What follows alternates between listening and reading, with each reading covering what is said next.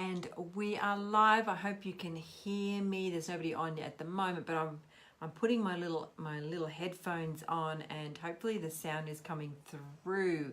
So hi everybody, it's Anna here. I am doing a 30-day manifesting blitz here to show you, give you some tips, tricks and ideas about how you can manifest the life of your dreams. I'm also the creator, hi Sandy, I'm also the creator of the Manifest Intensive 4-week program, which I launched this January past, and I've had clients from overseas and Australia, so that I guess I can say I'm an international coach, which is awesome. So I wanted to talk about something today which is so important. Now, I speak to a lot of people, and the number one, well, basically this is just human behavior, human consciousness.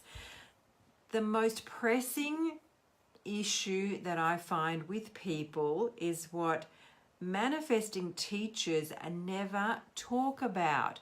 So, and I find that fascinating because manifestation is, of course, hi Parwan, manifestation is, of course, a consciousness or the realization of the worthy ideal, or what you're holding close to your heart in your thoughts and projecting outward. So basically, the world, or your world as you see it, is a projection of your thoughts.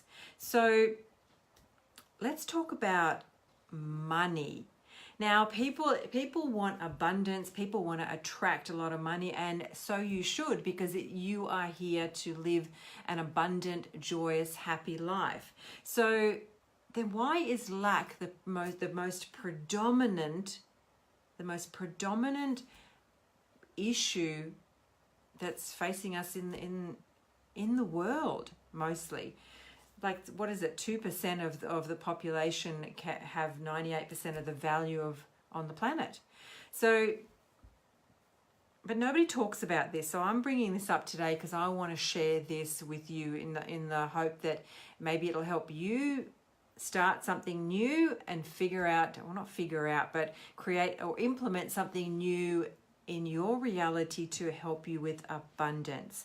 Now, most of us are working a job, or we all have some kind of an income stream, because that's what we have to have in order to function and to live and to have a home. And if you're watching this and you've got internet bills, we're all earning money. But it's the capacity to keep the money which is probably the biggest issue. Now, I remember 20 years ago, I may have said this on another live, but 25 years ago, my car broke down, and it was a newish sort of car. It was 18 months old, and it was going to cost me something like $1,000 to fix. And I remember from that point, because I didn't have $1,000 to fix my car, and so we couldn't drive it. And I remember that sinking feeling of not having the money to fix my car. And I remember saying to myself, this will never happen again. It was kind of like that light bulb moment that I said to myself, this will not happen again. I will never allow this to happen, to be in this kind of position. So, but this is what law of attraction people don't tell you about money, okay? It's what, I think I've already mentioned this. It's one thing to want to attract the money, the financial abundance, and to have the affirmations, and to say, do all the right things and attract more money. And even if you're attracting more money, people still have this one key that is missing. So are you ready to find out what it is? Okay. And my mum taught me this, but it's about saving. So it's not about how much you make, it's about how much you keep. Now, we live in a practical world. Yes, we are spiritual beings having a human experience, and it is our human nature. Hi Vivian. It's our human nature. Hi Melissa. It's our human nature to spend what we earn. And most of us are walking around with a subconscious program of I am not good enough. I am not good enough is our subconscious program for most people. And then what we do then is what we do with our income is then we go and spend it to make us feel good. So then we get into this cycle of incoming and then outgoing, incoming, outgoing. So this is the advice that my mum gave me. Well, she said this to me once before, or a long time ago. She said, every girl needs runaway money. And when you think about it, I speak to a lot of people that have to ask their husbands for money, but every girl needs runaway money. So keep that in your mind. I think that's the best advice that I ever got from my mum, because I've always made sure that I had runaway money. I don't need it, but just in case, then I'm okay. Okay, so this is what I suggest to people. Save 10% of everything that you earn. Now, I heard Tony Robbins say this something like 20 years ago, and I've heard other people say it as well. But the money that comes in, what do you do with it? It goes out to bills, it goes out to living a life, but how much of it are you keeping to hold on to create that buffer? And here's what most people say to me: I can't afford it. I can't afford to put 10% of my income aside. Okay, so now that is lack belief. I say to my clients as well. So you imagine you go with a bucket to the ocean. And it's kind of like saying, if I'm asking you to save 10% of your income and you go with the bucket to the ocean, you say, I can't afford it. The infinite supply of abundance, or the supply of abundance, is infinite. What does that mean? There is trillions of dollars on the planet. There's trillions of dollars. And it's always flowing. It's a currency. That's why it's called money. It's currency. It's always flowing. And it flows to match your energetic alignment with it. So, and this is the sort of the catch-22. If you say you can't afford it, then that's the language, that currency that you're projecting, which will then create more of that experience of, I can't afford it. So you will then get the bills or the fines or the whatever to make sure that you can't afford it. So think about that for a moment. Just think about that. If I ask you to go, if you take a bucket of water out of the ocean, is the ocean depleted? No, it's not.